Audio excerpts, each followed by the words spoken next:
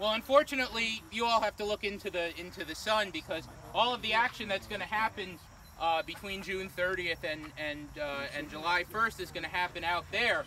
But the first thing I'd like you to do is just take a look at the terrain. You know, look at how high McPherson's Ridge is compared to where we are right now. And then turn around for just a moment and look at where we had been standing over by the seminary building. And you can see that we are in a bowl, the swale between the two ridges. And we'll talk about this as we go through the tour this evening, you know, what this swale meant and what was happening with the smoke and the haze, and men talking about that as they advance. Getting a little ahead of myself, but advancing through, spoiler alert, advancing across. Believe it or not. Advancing across this open field. One soldier from the 1st South Carolina said that the ground that they attacked on July 1st was like a saucer. And if you go and stand right at the very edge of the barricade, the reconstructed barricade, with the corn where it is right now, you can really see that saucer effect that he's talking about. And it's just kind of terrifying when you think about it. In the context of what happens on this field. So if you want to go back to the third. So let's back up a little bit to the evening of the afternoon and the evening of June 30th. And if you were on our tour 2 months ago now, wow. Holy smokes. We talked a lot about what was going on as Buford's horse soldiers, the cavalry, were coming up into Gettysburg on the afternoon of July 1st. We know that Buford comes up here and he sees a Confederate brigade under Johnston Pettigrew come down the Chambersburg Pike, get to about the outskirts of Gettysburg, and then pull back towards the mountains. Buford recognizes that there are Confederates out towards Cashtown, and he rings the town with a vedette force to act as an early warning system in the event that the Confederates are going to attack. He's writing communications back to John Reynolds down at Moritz Tavern and George Meade down in Taneytown about what's going on. Buford has a great idea of who is where, north of town, west of town, on the of the Confederate forces. One of my favorite things to think about is people going up into the cupola of the seminary building on the evening of June 30th. Lydia Ziegler, who's 12 years old, living with her family in the building, going up to the cupola that night and looking out towards the mountains and seeing campfires burning, and looking down on this ground that we're standing on and seeing cavalry soldiers writing letters and singing songs. Aaron Jerome, Buford's signal officer, is up there counting those campfires and getting an idea of the number of men that are out there. On the morning of July 1st, Buford's men meet that Confederate advance and hold it off for 2 hours, from 7:30 in the morning till about 9:30 in the morning, eventually ending up back on McPherson Ridge. And that line is about to break when John Reynolds' 1st Corps, the 1st Division of the 1st Corps, arrives here and comes across this open field and goes north of the Chambersburg Pike towards the railroad cut, and the Iron Brigade goes south of the Chambersburg Pike into these woods right behind me. I want to say one word about the Confederates that Lydia Ziegler was looking at. They had no idea what was out in front of them. They had no idea. Whereas John Buford has a very firm grasp of where all the Confederates were. To the northeast of town, to the northwest of town, and due west of town. The Confederates only had the sketchiest of outlines of an understanding of what was in front of them. The reconnaissance force that Pete mentioned from Pettigrew's brigade that comes into town reports back that there was Union cavalry in town, and it looked like regular U.S. Army troops, not militia. The report was discounted to a degree, and a reconnaissance was allowed for the next morning. So this force that Pete's about to talk about contacting Buford's troops, it's a reconnaissance force. They're trying to find out what's out there. But because Buford had done such a great job, George Gordon Meade, John Reynolds know almost precisely who is in front of them. These men here are preparing for combat on June 30th. The soldiers in Heath's division and Dorsey Pender's division up in Buchanan Valley are going about their regular end of the quarter muster rolls. They're filling them out. They're drawing new clothing. The mood in Robert E. Lee's camp back on the other side of the South Mountain Range was light and gay, according to E.P. Alexander. There was very little serious understanding of what was there in front of them. Dorsey Pender, the division commander who ends up commanding the troops who fight right here at the end of the day on July 1st, had written a letter just a couple of days before to his wife that said, "We expect to march to Philadelphia. There's nobody in front of us."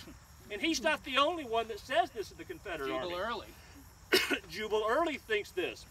And all of Robert E. Lee's army thinks that when they meet the Union Army, it's going to be a walkover and the war is going to be over. So when this first contact is made on July 1st, that's kind of the attitude of Robert E. Lee's army. They're extraordinarily confident, perhaps maybe even be able to justify the word overconfident as they come marching down the road. By the way, the guys coming from Carlisle were hungover. The North Carolinians of Robert Rhodes' division said that the reason they lost the Battle of Gettysburg is because everybody got drunk in Carlisle on the day and the 2 days before the battle. It's true. On the campus at Dickinson College. At Dickinson College. That's exactly where they were. Found the strongest beer they'd ever drunk. This is not a fabrication. That's the testimony of 2 Confederate soldiers for North Carolina regiments. Robert Rhodes got into the apple brandy. Yeah, he got into the apple brandy, was probably feeling pretty rough. One of his staff officers, Campbell Brown, the famous Campbell Brown, says that he never saw General Rhodes drunk during the entire war except at Carlisle. And he got really drunk at Carlisle. So probably a two-day hangover. But that's for speculation. So there's a great contrast, is what we're trying to say, between the preparedness of the Confederate Army and the preparedness of the United States Army. So going back to the Iron Brigade is going to come right through these fields in front of you. 2nd Wisconsin, 7th Wisconsin, 24th Michigan, 19th Indiana, and the 24th Michigan, and they're going to slam into James Archer's brigade coming through those woods. Who were still on reconnaissance mode. Who don't know what's in front of them. And they think as they're coming up out of the Willoughby Run Valley that they're still looking. And looking for the enemy. By God, they found them. Yeah, right. Think about this. We can't see what's on from here, we can't see what's on the other side of that ridge. So conversely, Archer's guys can't see what's on this side. So they don't know what they're facing, but the Iron Brigade sure knows what they're going to run into. And in those woods is where John Reynolds is placing men of the 2nd Wisconsin as he's shot and goes down dead almost before he hits the ground, and command falls on to Abner Doubleday. The Iron Brigade is successful in capturing James Archer, the 1st Brigade commander to be captured since Lee takes command in 1862. And ultimately are successful on both sides, north and south of the Chambersburg Pike. The 1st Division of the 1st Corps is successful in driving this reconnaissance force, Heath's division, back up onto Harris Ridge. And there's going to be a lull in the fighting, sort of a break, as both sides are still trying to figure out kind of what's going on. During that time, more 1st Corps reinforcements are going to arrive here on the field. The 2nd Division of the 1st Corps begins to construct a rail barricade on the seminary grounds. Abner Doubleday is in command of the 1st Corps, and he recognizes that if the 1st Corps has to pull off of the McPherson Ridge line, that they should have a spot to be able to fight before falling back through town. So Doubleday, as a precautionary measure, his words, is going to order a construction of a barricade about knee-high of stumps and rails that's going to make a semicircle on the seminary grounds from the home of Charles Krauth, which is the brick house with the black shutters you can see there. It's going to come out into the field, and you can see where we've reconstructed the center of the rail barricade underneath the trees, and then it's going to loop back towards the seminary building. And this is going to be the fallback position of the 1st Corps if they have to fall back. Spoiler, they're going to have to fall back. And the line on McPherson Ridge is extended south and north. Doubleday is going to hold one regiment in reserve, and that is the 151st Pennsylvania, a group of 9-month men who are in the last month of their 9-month term of service. Their last 2 weeks. So, 3 weeks. 3 weeks. 3 weeks. 3 weeks. They come on to the battlefield. Some of them thought they should have been gone by June 30th. These men arrive here on the battlefield knowing that on June 28th, July 28th. July 28th. I got you mixed up. They think that they're supposed to go home on June 28th. On July 28th, that they get to go home. This is going to be their only major battle. There are 467 of these men. Some of them are school teachers, they're coal miners, farmers, and Doubleday holds them back behind the barricade, thinking, I have no idea how these men are going to act. The fighting resumes on McPherson Ridge around 3 o'clock in the afternoon on July 1st. They're getting pushed now by Johnston Pettigrew's brigade, the largest brigade in the entire Lee's army.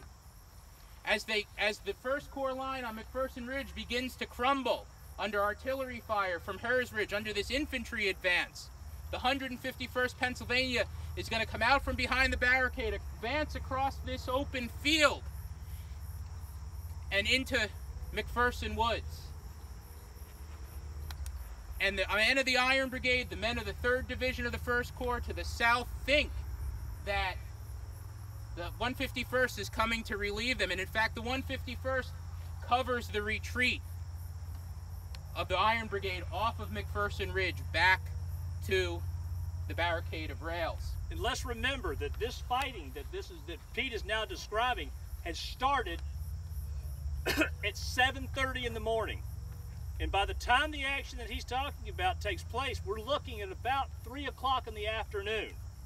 The Union Army has held Lee's force west of Gettysburg all day long.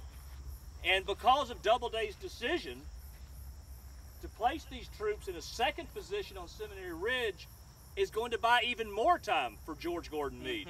And it wasn't an easy fight. Oftentimes you hear about the overwhelming victory of the Confederate forces on July 1st.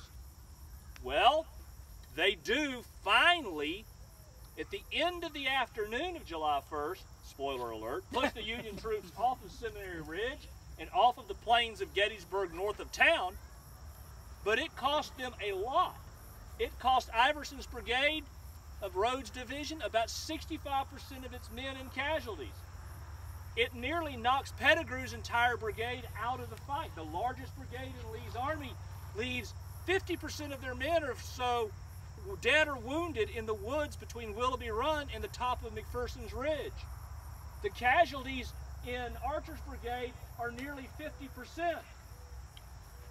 The casualties in Junius Daniel's brigade, we could go on and on. You get the point. It is a hard fight for the Confederates to capture Seminary Ridge and finally get around the Union flank on the north end of town. This was a victory for the Confederates for certain. Tactically, they held the ground that the Union forces had held earlier. But all that had happened was that the Union force had fallen back to Cemetery Ridge and East Cemetery Hill and Culp's Hill. That's all they achieved on July 1st. And it cost them tremendously to do it. And I also want to build on what Daryl's saying from the Union perspective and thinking about how tough the march up to Gettysburg was for some of these guys. They get here and go right into battle, and they have been marching. The men of the 1st Corps and the men of the 11th Corps, which are 2 corps that fight on July 1st, had been on a hell-bent-for-leather march from Middletown, Maryland, to Frederick, to Emmitsburg, to here, between June 27th and July 1st. And Henry Marsh, who's the hospital steward of the 19th Indiana and the Iron Brigade, who's responsible in part for the health of the men, says that men were taking their shoes off and their skin was coming with it. Their feet were so blistered. So not only are they going into this bloody fight, they're doing it after marching all this distance under really harsh conditions. Move on. I think we can. I think we can too. All right. Let's Let us. follow the retreat.